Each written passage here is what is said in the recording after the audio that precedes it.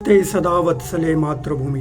नमस्कार दोस्तों, कैसे हैं आप लोग। मैं हूं नागेंद्र प्रताप सिंह और आप देख रहे हैं मेरा यूट्यूब चैनल कानून फॉर ऑल, जहां पर हम विधि से संबंधित छोटी छोटी लेकिन मोटी बातों पर चर्चा और परिचर्चा करते हैं। आज जिस विषय को लेकर आया हूं वो वैसे तो वो एक सामान्य विषय है और आम जनमानस में भी इसके प्रति कुछ न कुछ जानकारी होती है, परंतु एक विधि व्यवसायी के लिए एक जूनियर एडवोकेट यानी कि कनिष्ठ अधिवक्ता को इस विषय में जो तकनीकी जानकारी होनी चाहिए वो पूर्णतः स्पष्ट होनी चाहिए। इस बिंदु को ध्यान में रखकर मैं ये विधि से संबंधित मुद्दे को आपके समक्ष लेकर आया हूँ। चलिए बात करते हैं चेक बाउंसिंग के मैटर में, ठीक है ना। अभी भी सभी लोग जानते होंगे, बहुत सारे लोग इस मुगालते में रहते हैं कि मुझे तो सब पता है, क्योंकि ये सामान्य सा विषय है। आमतौर पर सभी लोगों को पता होता है इसके बारे में कुछ ना कुछ, परंतु चेक बाउंसिंग के मैटर को अच्छी प्रकार से न्याय पटल पर प्रेषित करना विधि का पालन करते हुए ये अति आवश्यक होता है, क्योंकि ये तकनीकी दृष्टि से थोड़ी सी त्रुटि होने पर डिसमिस हो सकता है। तो आइए बात करते हैं। अब सबसे पहला प्रश्न ये आता है कि चेक क्या होता है। तो मित्रों, चेक एक निगोशिएबल इंस्ट्रूमेंट होता है, यानी कि पर क्रम में लिखित होता है, जिसके माध्यम से पैसे का लेन देन होता है, यानी कि ट्रांजैक्शन होता है। इसको एक उदाहरण से समझते हैं कि रसीदी ने नागेंद्र से 2 लाख रुपए कर्ज के रूप में लिए, एक फ्रेंडली लोन के रूप में लिया, ठीक है, कर्ज के रूप में लिया, और ये बोला कि आपको ये 2 लाख रुपए मैं इंस्टॉलमेंट में चुका दूंगा। ठीक, पहला इंस्टॉलमेंट चुकाने के लिए पहला इंस्टॉलमेंट वो तय करता है कि मैं 50,000 रुपए आपको दूंगा, ठीक है ना। अब रसीदी 50,000 रुपए का एक चेक इशू करता है। मित्रों, यहाँ पे याद रखिए कि चेक इशू करने के लिए बैंक में अकाउंट होना चाहिए और उस संबंधित अकाउंट का ही चेक इशू किया जाना चाहिए।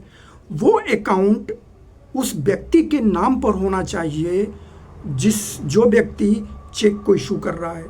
तो यहाँ पे रसीदी अगर 50,000 रुपए का चेक इशू करता है तो इसका मतलब उसका जिस बैंक का चेक इशू कर रहा है उस बैंक में उसका अकाउंट है, सेविंग अकाउंट है, ठीक है। अब अपने अकाउंट से बैंक के द्वारा दिए गए चेक बुक से वो एक चेक इशू करता है नागेंद्र के नाम पे 50,000 रुपए का, ठीक है, और उस पर एक डेट अंकित करता है, तारीख देता है।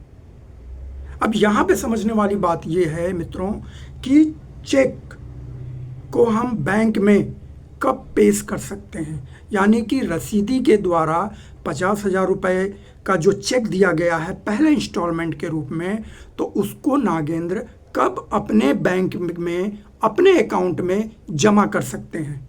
तो इसके लिए सीधा सा नियम है, चेक के ऊपर जो तारीख अंकित होती है, चेक के ऊपर जो तारीख लिखी जाती है, उसी तारीख से वो चेक एक निगोशिएबल इंस्ट्रूमेंट यानी कि पैसे का लेन देन का एक जरिया बनता है। उस तारीख से पहले वो एक कागज़ का टुकड़ा रहता है, उसका कोई महत्व नहीं रहता। तो पहला नियम क्या है कि चेक पर अंकित तिथि से उस चेक की वैलिडिटी आरंभ हो जाती है, ऑथेंटिसिटी आरंभ हो जाती है, लीगलिटी आरंभ हो जाती है, ठीक है। तो एक चेक उस पर अंकित तारीख से वैध माना जाता है, और जो तारीख उस पर अंकित होती है उससे 3 महीने के अंदर उस चेक को जमा किया जाना जरूरी होता है भुगतान के लिए। यदि 3 महीने के बाद अगर आप जाते हैं बैंक में जमा करने तो वो फिर वैलिड नहीं होता है। तो याद रखिए, एक चेक जो है उस पर लिखे गए तारीख से उसको वैधता प्राप्त होती है, यानी वो वैलिड होता है, और उस तारीख से अगले 3 महीने के अंदर उस चेक को बैंक में डिपॉजिट करना जरूरी होता है फॉर इनकैशमेंट, ठीक है। अब नागेंद्र को 50,000 रुपए का चेक दिया गया, उसमें लिख दिया गया, और ये चेक दिया गया 10 जुलाई को, और उसमें लिखा गया, और चेक पे जो डेट डाली गई वो 19 जुलाई 2024 डाली गई। चेक दिया जा रहा है 10 जुलाई को, उस पर तारीख डाली जा रही है 19 जुलाई 2024। इसका मतलब कि 10 जुलाई से लेके 19 जुलाई के बीच में वो सिर्फ एक कागज़ का टुकड़ा है, इसके अलावा कुछ नहीं। जैसे ही 19 जुलाई 2024 का दिन आता है, वो चेक 50,000 रुपये के लिए वैलिड हो जाता है। अब नागेंद्र अपने बैंक में के अपने अकाउंट में इस चेक को जमा करता है, ठीक है। जमा करने के पश्चात नागेंद्र का बैंक जो होता है वो 2 दिन के पश्चात या 1 दिन में या 24 घंटे के अंदर ही नागेंद्र को ये सूचना देता है कि भाई जिस चेक को आपने जमा किया था उस चेक को उसी इशू करने वाले व्यक्ति के अकाउंट में पैसा नहीं है, इसलिए ये चेक डिसऑनर हो गया है ड्यू टू इनसफिशिएंसी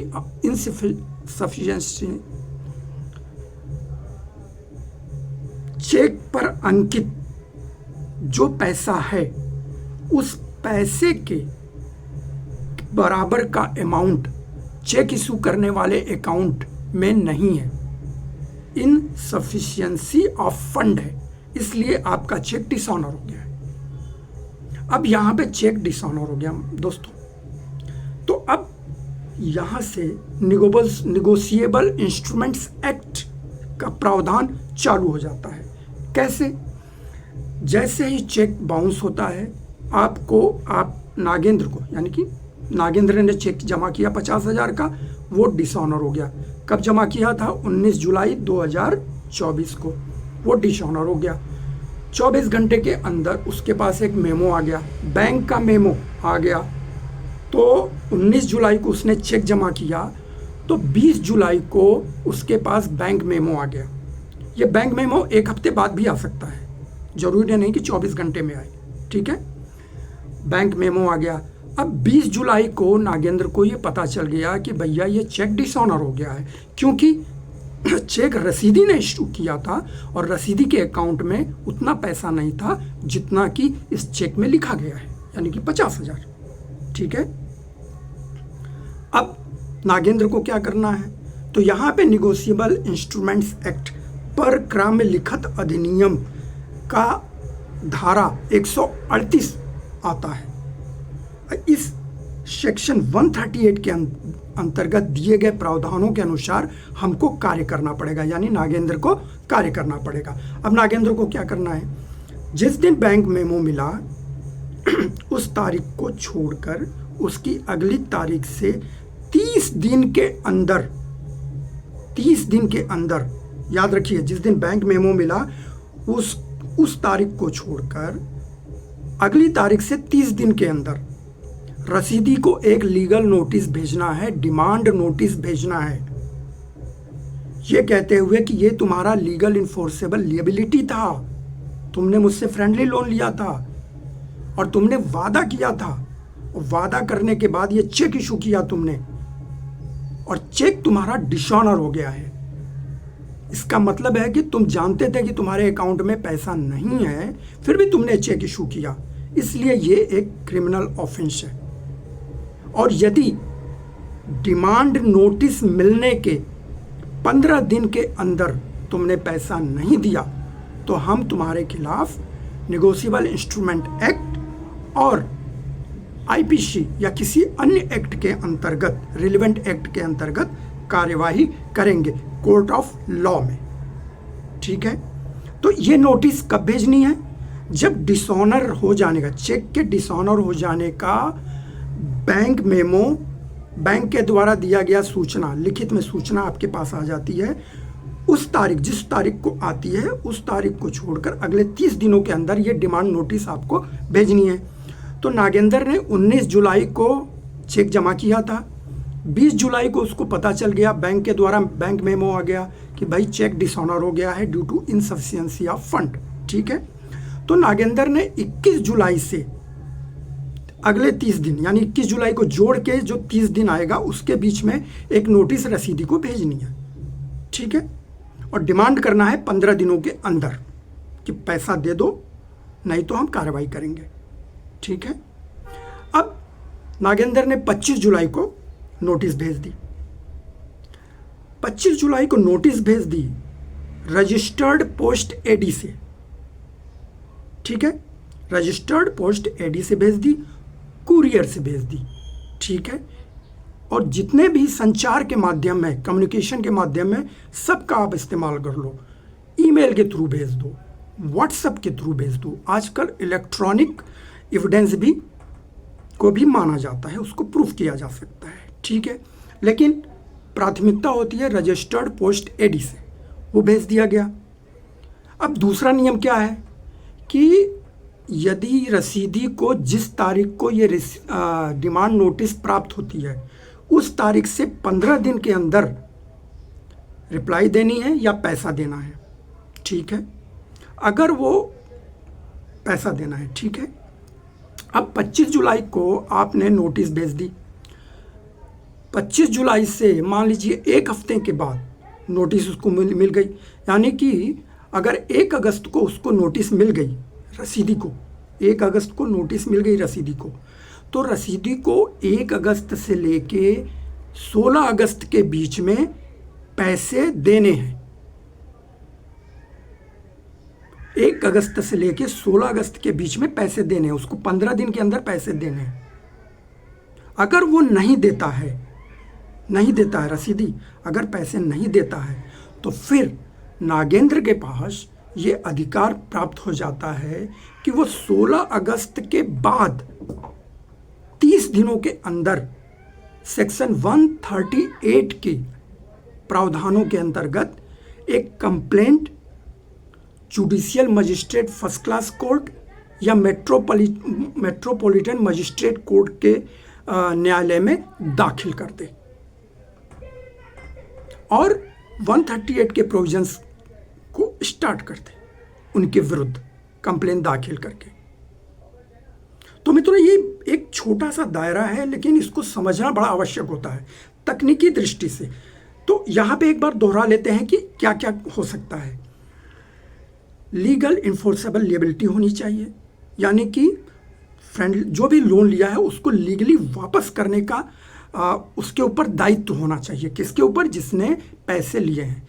तो यहाँ पे नागेंद्र ने 2 लाख रुपए फ्रेंडली लोन के रूप में रसीदी को दिया। ठीक है, रसीदी ने कहा कि इसको मैं 4 इंस्टॉलमेंट में आपको पैसे वापस करूंगा। पहले इंस्टॉलमेंट का ये 50,000 रुपए का चेक है, जिस पर उसने 19 जुलाई 2024 का तारीख डाला और 10 जुलाई 2024 को हैंडओवर किया नागेंद्र को। ठीक है, अब नागेंद्र 19 जुलाई 2024 से लेके 3 महीने के अंदर उस चेक को डिपॉजिट करेंगे अपने अकाउंट में। ठीक है, नागेंद्र ने 19 जुलाई 2024 को डिपॉजिट कर दिया।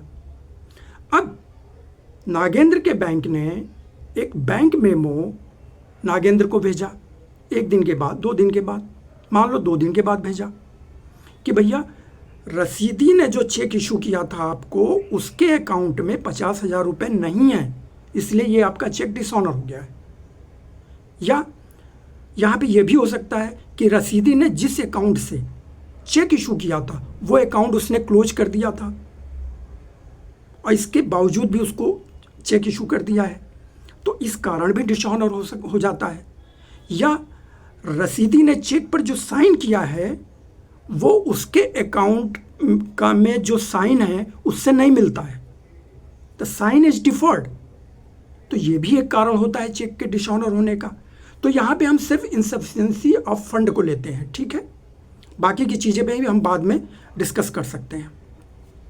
तो यहाँ पे 19 जुलाई 2024 को डिपॉजिट किया गया, 2 दिन के अंदर, यानी कि सपोज करिए 24 घंटे के अंदर बैंक मेमो आ गया, 24 घंटे में, तो 20 जुलाई 2024 को बैंक मेमो आ गया। अब नागेंद्र को क्या करना है कि 20 जुलाई को छोड़ दो, तो 21 जुलाई 2024 से लेके अगले 30 दिन के अंदर नागेंद्र को 20 जुलाई को जोड़कर जो अगला 30 दिन आएगा उसमें नागेंद्र को एक लीगल नोटिस भेजना है। किसको? रसीदी को, डिमांड नोटिस। और उसमें डिमांड करना है कि भैया 15 दिन के अंदर, ये नोटिस मिलने के 15 दिन के अंदर ये 50,000 रुपये दे दो, नहीं तो हम आपके खिलाफ कार्रवाई करेंगे। ओके, अब जो नोटिस 25 जुलाई 2024 को नागेंद्र के द्वारा भेजी गई थी, वो 1 अगस्त 2024 को रसीदी को मिल गई। तो अब रसीदी का क्या काम है कि 1 जुलाई 2024 से लेके 1 अगस्त 2024 से लेके 16 अगस्त 2024 के बीच में पैसे भेज दे, या फिर कुछ कहे, कुछ रिप्लाई दे, कुछ तो बोले।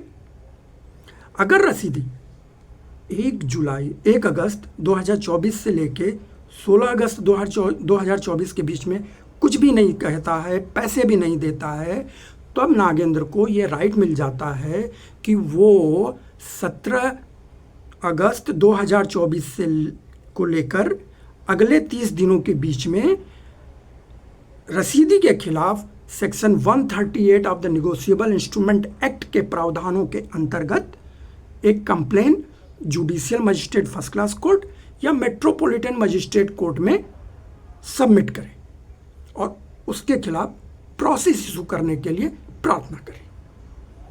तो मित्रों, ये था चेक बाउंसिंग से लेके चेक बाउंसिंग की कंप्लेन आदरणीय न्यायालय के न्याय पटल पर प्रेषित करने तक का सफर, और इसको तकनीकी रूप से विशेष महत्व देना आवश्यक है, क्योंकि आपका जितना भी आगे की लड़ाई होती है, जितनी भी आगे की विधिक लड़ाई होती है, वो इन्हीं तकनीक के ऊपर आधारित होती है।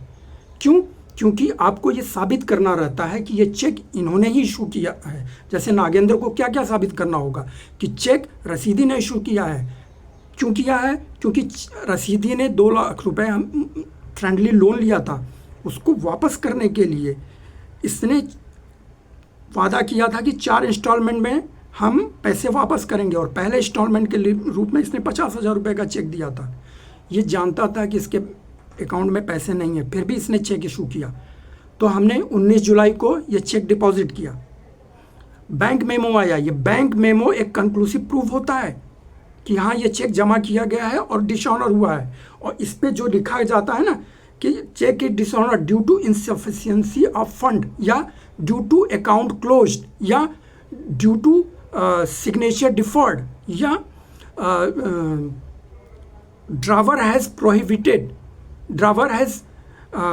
Prohibited to release the fund.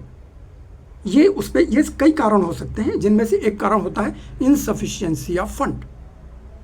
तो ये प्रूफ करने के लिए बैंक मेमो है।